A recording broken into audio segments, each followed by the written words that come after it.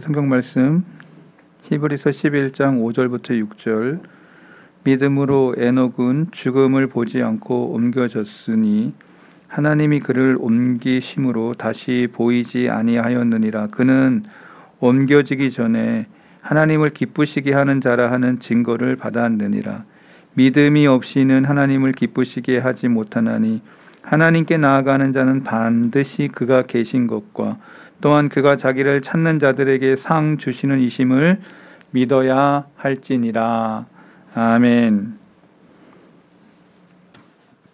히브리서 11장 5절부터 6절의 말씀을 가지고 믿음의 사람 에녹 두 번째 말씀 전하도록 하겠습니다. 지난 시간에 저는 믿음의 근거로서 이 에녹이 어떤 삶을 살았고, 그리고 모드셀라의 그 이름의 뜻과 함께 노아의 심판이 어떻게 이루어졌는지를 성경적으로 저와 여러분들이 같이 나누었습니다. 하나님은 신실하셔서 약속하신 말씀대로 이루신다. 그리고 주님이 구름 타고 다시 오실 것이다 라고 하는 그 말씀에 대하여 우리가 날마다 준비하고 주님 언제 오실지 우리는 날마다 기다리면서 주님 앞에 나아가는 그러한 귀한 종들이 되어야 되겠다 하는 말씀을 나누었습니다.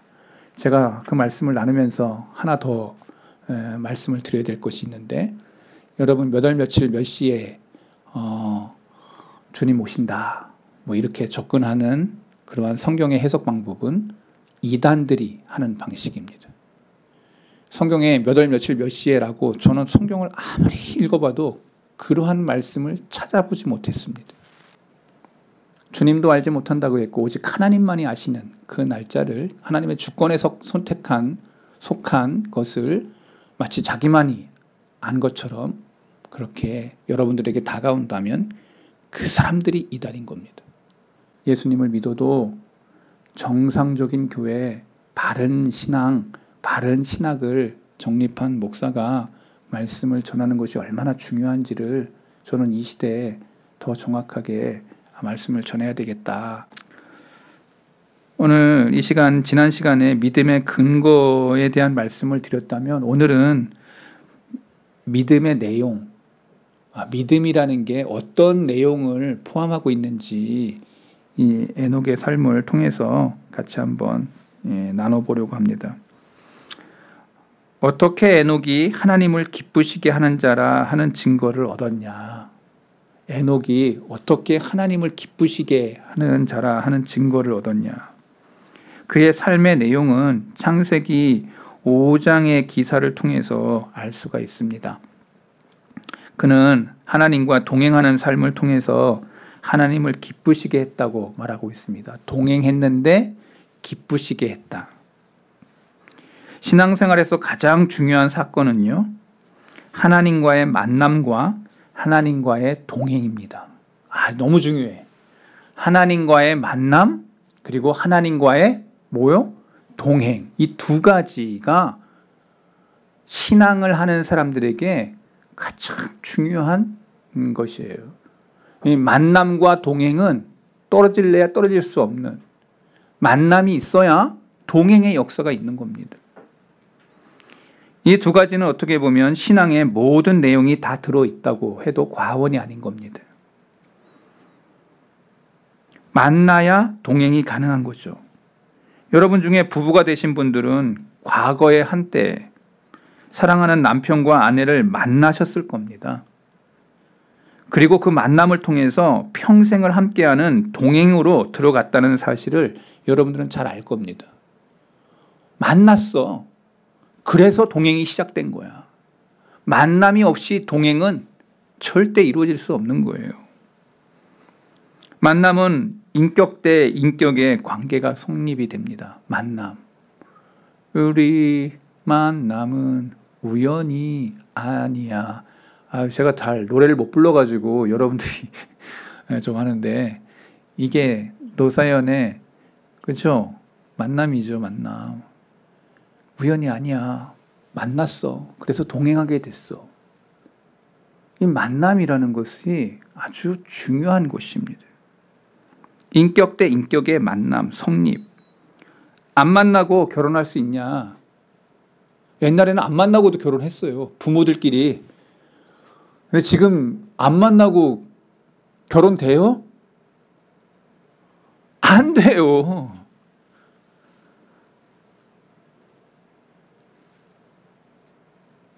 (1996년) 어느 날 저는 원남교회에서 모 여인을 만났습니다. 그리고 제 마음속에 사랑하는 마음이 생겼습니다.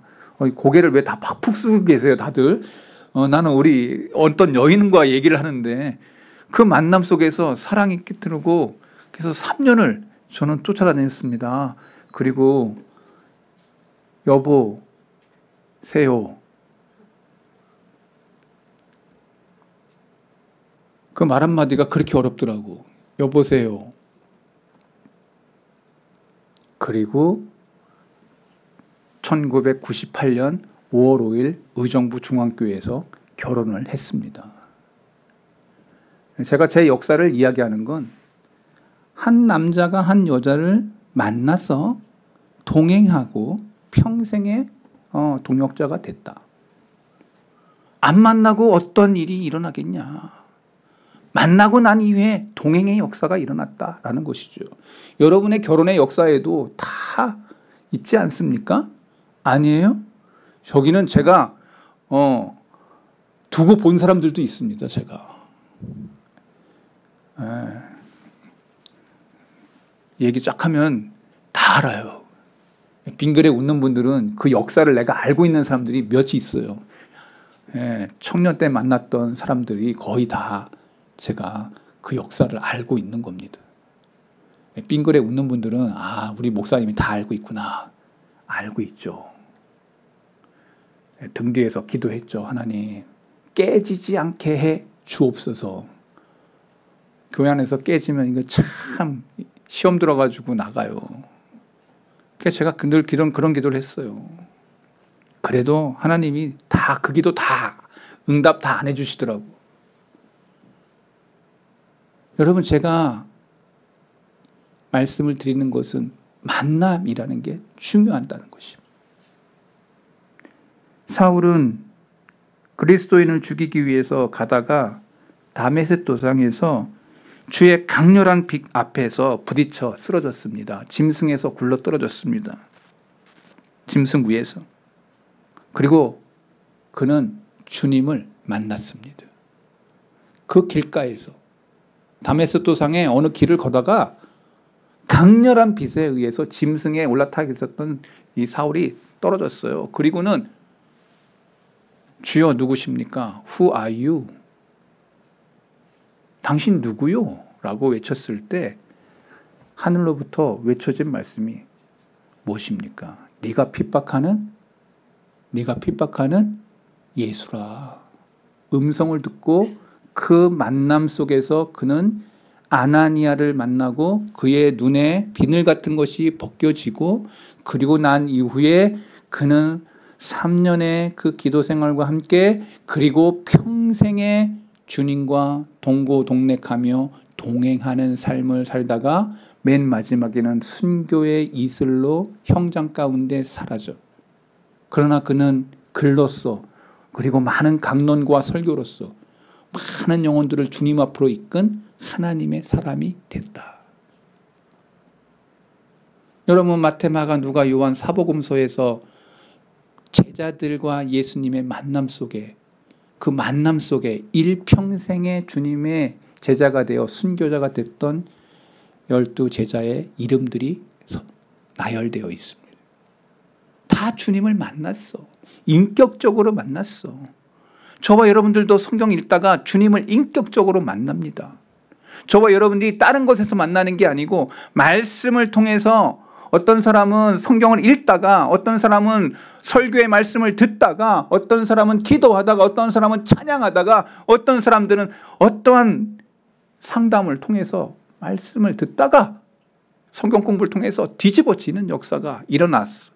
인격적인 주님과의 만남을 통해서 눈물 콧물 흘리면서 뒤돌아선 사람들이 저와 여러분인 줄로 믿습니다. 주님을 인격적으로 만나지 않았다면 여러분 주님과 동행할 수 없습니다. 만남 이후에 그 강렬함이 그의 신앙과 함께 주님과 동행했던 흔적 있는 인생을 살아간다는 겁니다. 저는 여러분들에게 묻고 싶습니다. 여러분 주님을 만나셨죠? 만나셨죠. 만났으니까 예배생활 시작하고 만났으니까 그 믿음이 시작된 거예요. 내가 예수님을 믿겠노라 그냥 고백만 아닌 인격 대 인격 주님을 만났기 때문에 내가 주님을 따르는 예배자의 삶을 산다는 것입니다.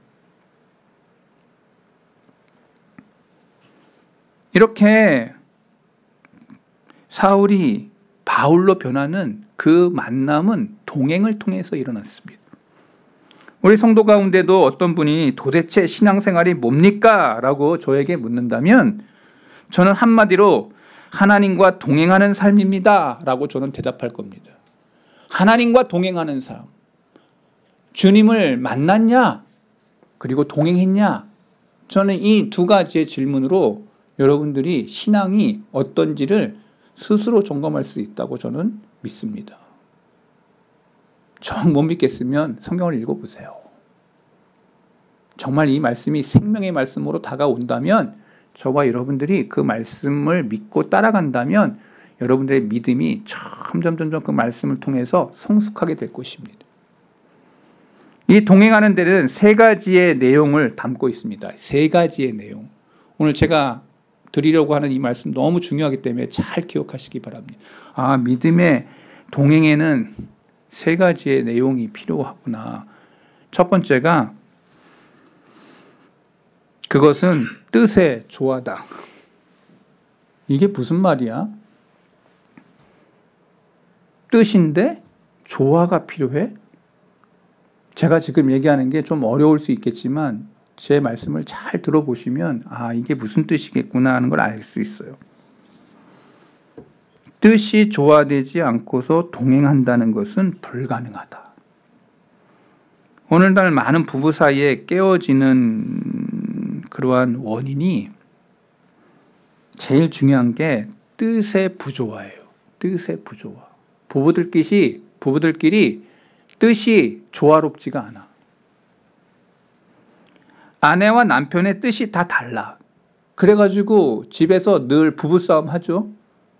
자, 손 한번 들어보겠습니다. 부부싸움 나는 일평생에 나는 너무 사랑하기 때문에 한 번도 한 적이 없다.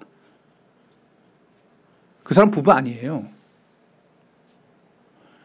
여러분 30평생 엄마 아빠 다른 집에 살고 한평생 엄마 아빠 다른 집에서 살았는데 어떻게 같이 만났는데 안 싸워?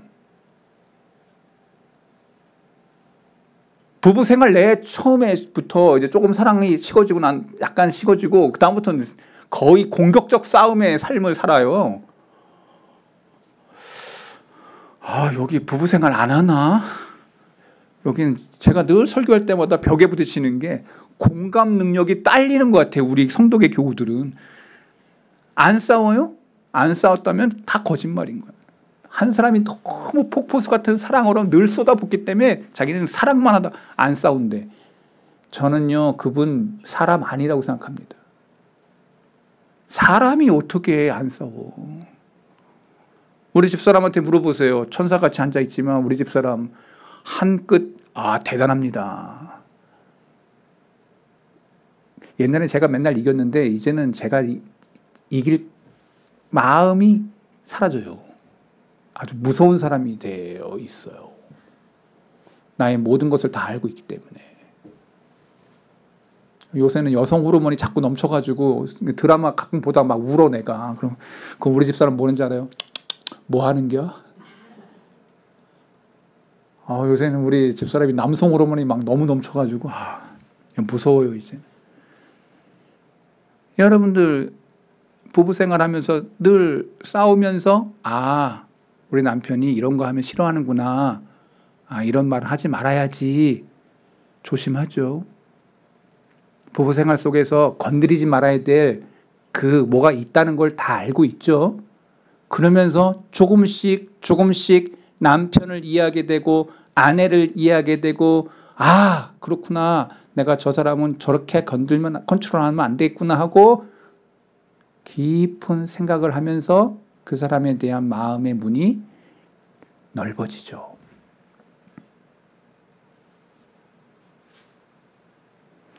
아내와 남편의 뜻이 다를 때 늘 그들은 전쟁 가운데 있게 됩니다. 결국 같이 살기 위해서는 둘 중에 한 사람이 자기의 뜻을 버리고 따라가는 수밖에 없어요. 그러나 그것은 최선의 동행이 아닙니다. 다만 두 사람이 뜻이 아름답게 조화를 이룰 때 비로소 부부의 멋진 동행이 가능합니다. 부부가 서로 좋아할 때 그때 진정한 동행의 역사가 일어납니다. 제가 부부 결혼할 때 꼭 이 설교했습니다. 나의 강점으로 나의 아내의 단점을, 아내의 강점으로 남편의 단점을 이렇게 보듬어 주라고.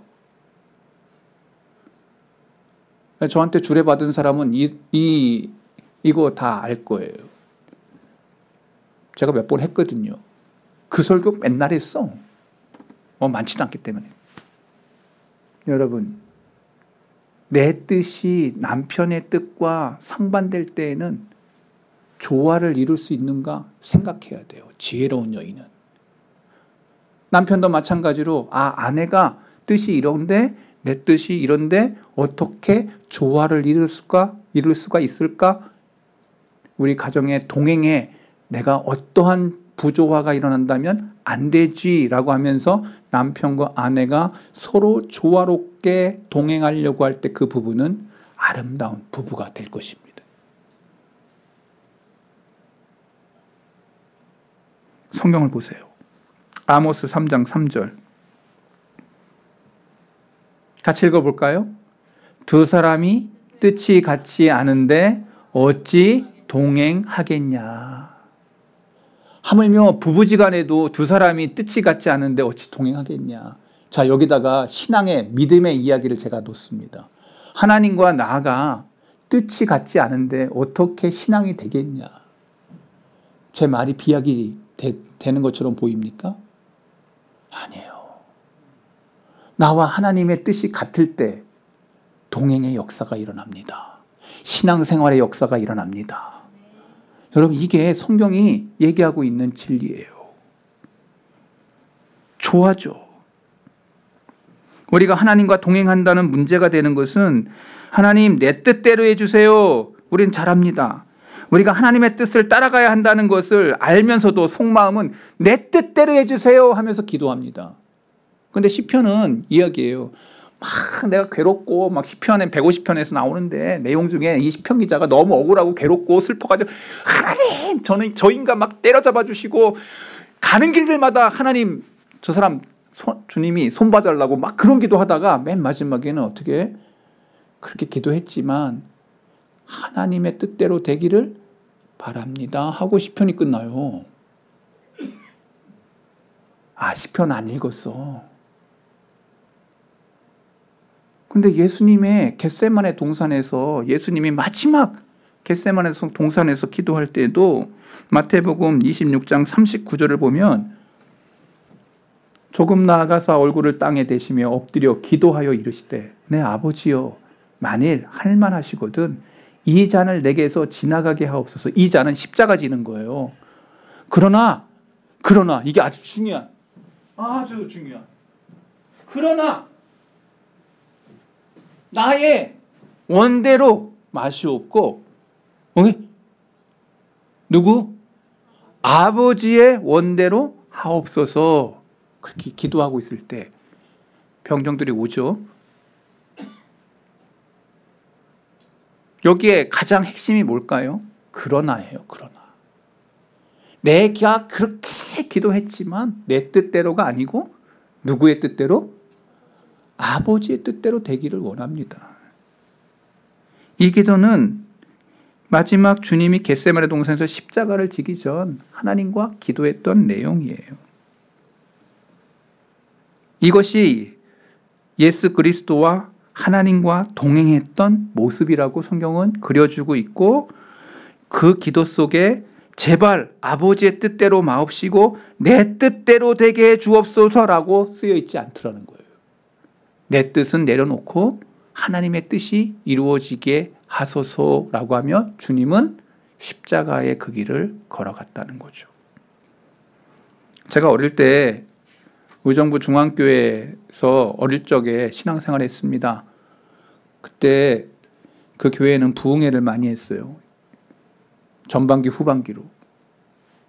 어떤 목사님은 백구두에 뭐 하얀 옷 입고 막 이렇게 오는 목사님도 있었고요. 아주 별 목사님을 다 만났는데, 그 목사님이 올라와서 설교하기 전에 아까 제가 했던 대로 헌금 봉투 그 다 이렇게 이름을 다 불러가면서, 거기에 근데 내용들이 다 제가 어릴 때 가만히 들어보니까 다 이런 거예요.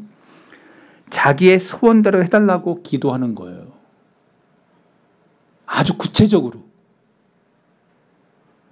우리의 소원이 이러이러한데 제가 물질로 하나님 앞에 드립니? 하나님, 내가 물질 드렸으니까 내 소원대로 이루어 주옵소서. 그러한 헌금이 그렇게 올려요. 제가 어릴 때 그걸 가만히 보면서 성경은 이렇게 쓰여 있는데 다 자기 뜻만 이루어 달래.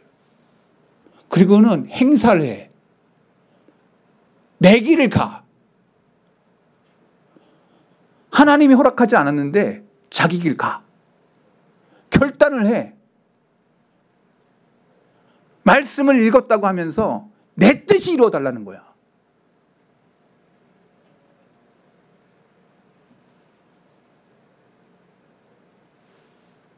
그러나 우리의 소원이 하나님의 소원으로 바뀌지 않으면 참된 신앙 불가능합니다. 내 뜻을 꺾고 하나님의 뜻으로 가지 않는 한 내가 진짜 신앙생활 했냐 안 했냐를 알게 돼요. 내 뜻대로만 간다면 그건 신앙생활이 아니라고 말하고 있는 겁니다. 그럼 신앙생활 흉내낸 거지 신앙이라고 말하는 게 아니라는 거예요. 신앙의 신자도 모르는 거예요. 그거는. 내 뜻을 접고 하나님의 뜻대로 걸어갈 때 이게 신앙이라고 말하는 것입니다. 이게 믿음이라고 말하는 것입니다. 내 뜻이 아닌 하나님이 걸어가게 하는 그 길. 오늘 근데 왜 이렇게 말이 잘 안 되려고 그러냐?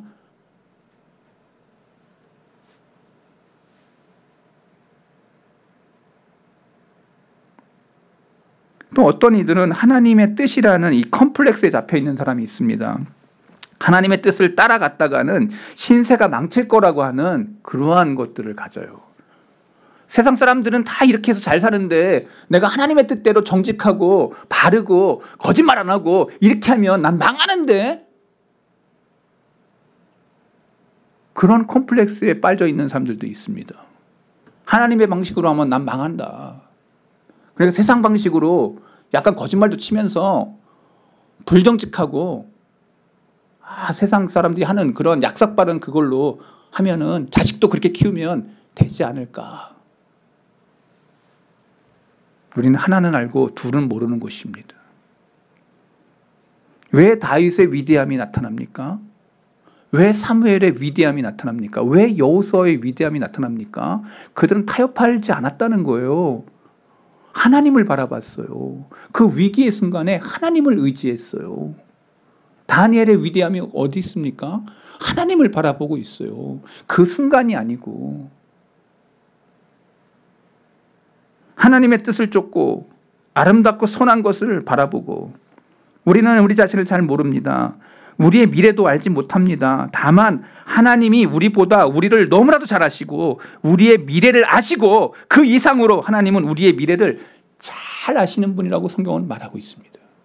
내가 아는 생각 이상의 것을 하나님은 예비하시고 준비하시는 분이라고 성경은 말하고 있습니다. 여러분의 짧은 머리로 하나님을 바라보지 마시기 바랍니다. 그건 신앙도 아니고 아무것도 아니에요. 인생에 있어서 최선의 행복은요, 하나님의 뜻을 발견하는 겁니다. 그 뜻에 우리의 삶을 드리는 것입니다. 그때 우리는 참으로 기뻐하게 될 것입니다. 하나님과 동행하는 삶을 살기 되기 때문에 그렇습니다. 두 번째는요, 도덕적인 성질의 일치예요. 도덕적인 성질의 일치? 저건 또 무슨 말이야? 부부의 취미가 달라도 함께하는 것이 가능해요. 어떤 의미에서는 조금 다른 것이 부부의 조화에도 필요해요. 그러나 도덕적인 이 관점은 결코 달라서는 안 돼요. 남편이 다른 여자를 바라보며 부정을 행합니다. 근데 아내가 가만히 있어. 뭐 남편 실수할 수 있지. 나 같은 여자가 일편단심인데 뭐 남편이 다른 여자와 바람 피는데 내가 넓은 마음으로 품을 수 있어. 이런 여자 있습니까? 남편이 부정을 행했는데 아내가 아무 대답도 안 하고 그럴 수 있지. 이런 부부는 절대 부부가 될 수가 없습니다. 아내가 부정을 행했는데 남편이 가만히 있을 남편이 어디 있습니까? 여러분 별로 안 와닿는 것 같은데 여러분 남편 얼굴 보시고 이 남편이 다른 여자랑 다른 남자랑 그런 성경에서 말하고 있는 다른 일을 벌리면 여러분 가만히 있을 사람 있을까요? 근데 제가 TV 보다가 깜짝 놀란 게 요새는 유럽의 성문화가 너무나도 이상한 게 들어와가지고 아내 한 사람의 남자 둘, 뭐 어떤 데는 거꾸로 한 남자의 여자 둘, 셋. 여러분 그 희한한 라이프 스타일을 갖고 있는 삶을 살아가는 사람들이 있습니다. 여러분 이 시대가 얼마나 타락하고 얼마나 소돔과 고모라에 가까운지를 보여주고 있는 세대에 저와 여러분이 살고 있습니다. 저 아이들 세대는 더 할 거라는 게 지금 불보듯 뻔한 시대이고 이제는 우리도 성이라는 게 남성, 여성에 대한 이게 이제 바뀌어지고 있어요. 미국의 한 목사님하고 저하고 한번 대화한 적이 있었는데 그 목사님이 여러분 우리는 남자인데도 여성으로 저거 할 수 있고 이게 종류가 남성, 여성이 두 가지가 아니고 섹슈얼리티가 두 개가 아니고 18가지인가 20가지가 된대. 거기 선택하는 거야. 내가 두 사람하고 남자하고 같이 살아도 나는 그러한 그게 성이라고 생각하고 뭐 그런 내용들이 다 써 있어 거기에. 그러니 미국이 저렇게 됐구나. 유럽이 저렇게 됐구나. 하나님이 싫어하는 땅, 가나안 땅. 여러분요, 바알과 아세라를 그렇게 문란하게 섬기고 그러한 제사장들과 성적인 그러한 것들을 할 때 그 땅을 하나님이 버리셨습니다. 그리고 이스라엘 백성을 다 내어 쫓았습니다. 그 땅은 하나님이 주신 땅, 축복의 땅인데 이들이 다 망가뜨렸다고. 하나님의 선민이라도 내쫓아요. 여러분 오늘 성경을 정확하게 봐야 됩니다. 남편의 부정을 용납하는 부인이 그렇게 많지 않을 것입니다. 도덕적인 부조화는 모든 것이 끝장입니다. 그러면 하나님과 내가 동행하려고 할 때 내가 늘 세상을 바라보면서 세상을 짝해. 동행될까요? 동행 안 됩니다. 주님 말씀하셨습니다. 성경에 기록되어 있습니다. 내가 거룩하니 너희도 거룩하다. 레위기 19장 2절 같이 읽어볼까요?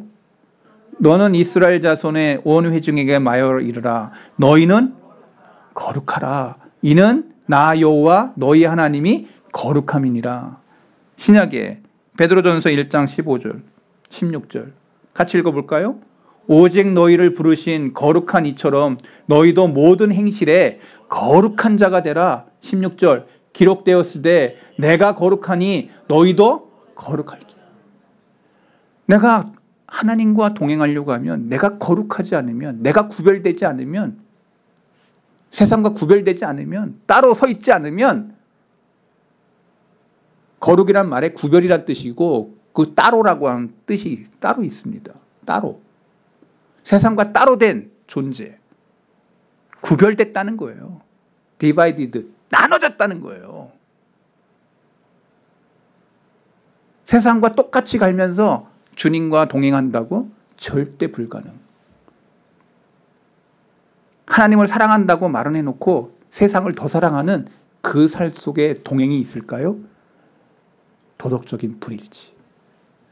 절대 동행이 안 된다. 그 사람은 아직 신앙도 모르는 사람이에요. 믿음의 그 신앙생활을 모르는 사람이에요. 저는 지금 두 가지 얘기했습니다. 여러분 진짜 신앙생활 하는 사람인지 면도날 같이 여러분 자신을 체크해 보시기 바랍니다. 내가 진짜 신앙, 믿음 진짜 제대로 했던 사람인지 말씀에 비춰 보시기 바랍니다. 죄가 있는 곳에 하나님이 우리 사이에 교제가 끊어집니다. 빛과 어둠이 공존할 수 없듯 하나님의 교제를 사라지는 것입니다. 그러니 에녹이 300년을 넘게 교제하고 동행했다는 말이 무슨 뜻인지를 우리에게 선명하게 말해주는 거예요. 그 동행했다고 하는 그 말 속에 뜻의 조화, 이게 도덕의 조화, 이런 거구나. 점점 놀랄 로자가 일어나죠.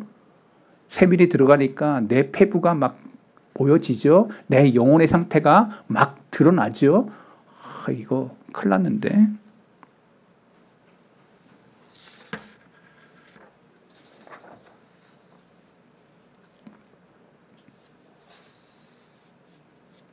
세 번째로 하나님과 동행하는 것은 하나님과 우리 사이에 교통을 요구한다. 교통. 원사이드 러빙이 아니라는 거예요. 오고 가. 동행하는 사람들마다 서로 말하며 듣기도 하고 상호 의사가 교환돼. 그런데 우리의 신앙생활은 원사이드. 실컷 말은 했는데 안 들어. 그리고는 자기 길 가. 그리고는 신앙생활 했대. 그리고 나는 하나님 따랐거든요.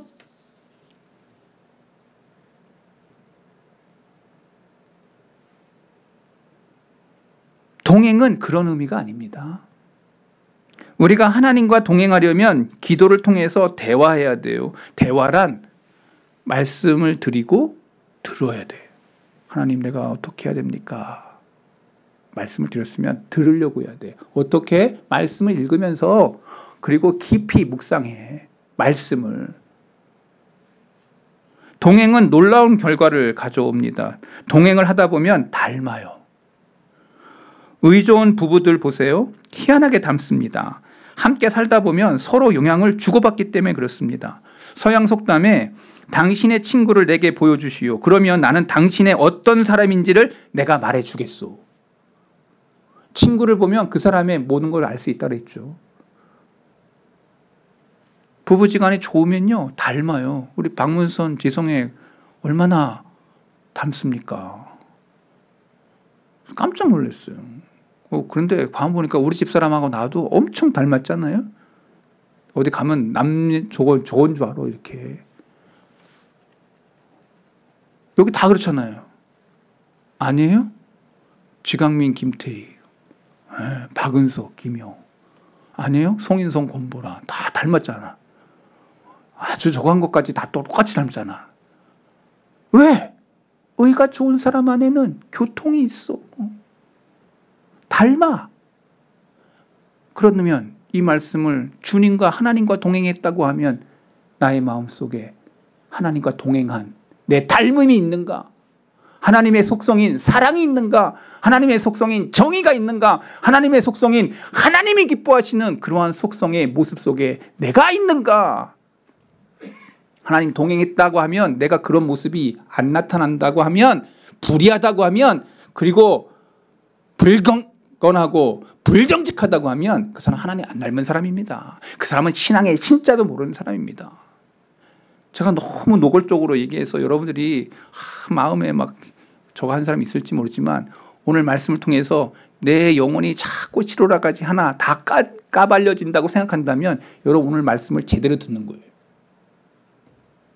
그리고 하나님 앞에 기도하셔야죠. 이제 알았습니다. 날마다 주님과 동행하는 에녹은 300년의 그 삶 속에서 그러한 삶을 아까 제가 세 가지 빛의 부조와 도덕성의 부조와 그거 안 된 사람은 주님과 동행했다고 말하지 마라. 우리가 서로 간의 교통 이거 없으면 신앙생활 안 한 거다.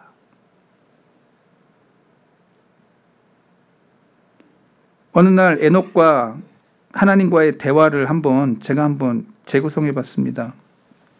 에녹아, 오늘 긴 산책 떠날 거거든. 준비해. 그리고 주님은 에녹을 하늘나라로 데려갔습니다. 한 성도의 삶의 이야기죠. 우리도 에녹처럼 말씀과 기도로 주님과 교제하면서 동행할 때 주님 마지막에 음성을 듣게 될 겁니다. 아들아, 이제 가자. 들을 거예요. 딸아, 이제 가자. 하나님이 여러분들에게 부르실 거예요. 강희봉 권사님이 아마 첫 번째로 부를지 아니면 여기 있는 사람들 가운데 빨리 부를지는 몰라. 여긴 우선순위가 없어. 갑자기 부를지 어떻게 할지 우리 몰라. 근데 생물학적으로 보면은 제일 가깝지 않을까 생각을 해보는 거지. 기분 나쁘시지 않으시죠? 우리 어머니. 아, 그럼 기분이 안 나빠. 아들아, 가자. 딸아, 가자. 하나님의 음성이 들려질 겁니다. 동행하는 마지막, 내가 동행했다면 하나님의 음성이 들려질 거예요. 히브리서 11장 5절, 믿음으로 에녹은 죽음을 보지 않고 옮겨졌으니 하나님이 그를 옮기심으로 다시 보이지 아니하였느니라. 그는 옮기우기 전에 하나님을 기쁘시게 하는 자라 하는 증거를 받았느니라. 저는 여기 그가 옮겨지기 전에 하나님을 기쁘시게 하는 증거가 있었대. 천국 가기 전에 그 기쁘시게 하는 그거가 있었다는 거예요. 기쁘시게 하는. 잘 안 와닿았을 것 같아서 상대방을 바꿔가지고 말해볼게요. 우리가 부모님을 기쁘시게 하는 사람이 되면 우리는 사람들이 효자라고 말합니다. 효자. 그리고 남편을 아주 기쁘게 하면 뭐라 그래? 열려라 그래. 열려. 남편을. 그리고 임금을 기쁘게 하면 뭐라 그래?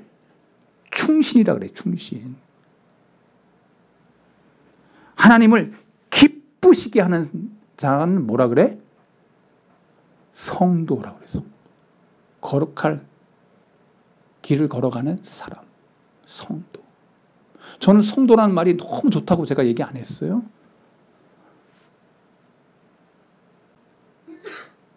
제 무덤에 저는 목사보다 성도로 그냥 이렇게 최범규 성도 이렇게 할까 지금 그런 마음이 들어요. 목사보다. 왜? 성도라는 말이 더 좋은 말이야. 나는 그 길을 걸어가.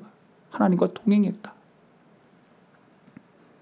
오늘 우리의 삶에 주님께서 보실 때 하나님을 기쁘시게 하는 자요, 기쁘시게 하는 자요 라는 소리를 오늘 성덕에 에녹과 같이 들을 사람이 있을까?